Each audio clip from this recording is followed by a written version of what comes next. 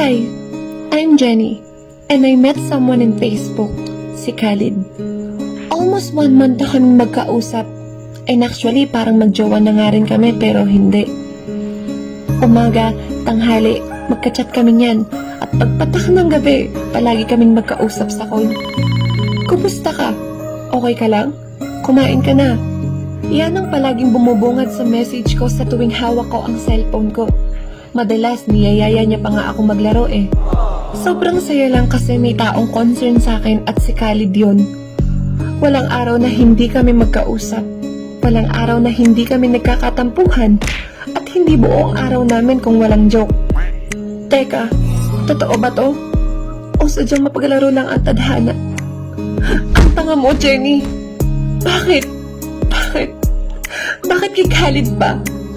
Yan ang bulong ng utak ko sa aking sarili, na kahit anong mangyari ay hindi ako aamin sa kanya, para hindi masira ang aming samahan. At nanahimik na nga lang ako. Itinago ko ang isang bagay na ayokong malaman niya, na may gusto ako sa kanya.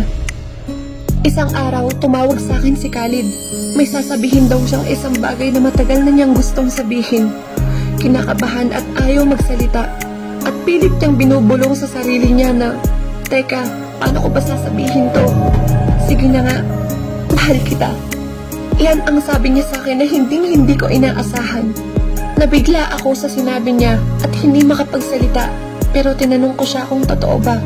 Ang sabi niya, oo, totoo, mahal na nga kita. At pagtapos ng aming usapan, hindi ako makapaniwala sa aking narinig. Mahal pala ako ng taong mahal ko. Kalma ka lang, Jenny. Huwag kang padalos-dalos. Tignan mo muna kung seryoso ba talaga siya sa'yo. Baka mamaya hindi na kayo mag-usap after 1 week. Sabi ko sa aking sarili. At patuloy pa rin yung communication namin kung paano kami nagsimula. At lumipas na ang 1 linggo. Tumawag si Khalid sa akin. At may sasabihin daw siyang isang magandang balita. At ang sabi ko sa kanya, di good. Pero ako din may sasabihin ako sa'yo. Pero syempre, ikaw na muna mauna. At sinabi na nga ni Khalid ang gusto niyang sabihin sa akin. May jowa na ako. Hala, seryoso ka? Di nice. Sana all. Ikaw, di ba may sasabihin ka? Ano nga uli yun? Halimutan ko eh. Ikaw kasi binigla mo ako sa good news mo. Sige, out muna ako. Dami pa akong gagawin eh. Like, sinong hindi masasaktan doon na yung taong gusto mo ay nakahanap na ng iba? Diba? Ang sakit.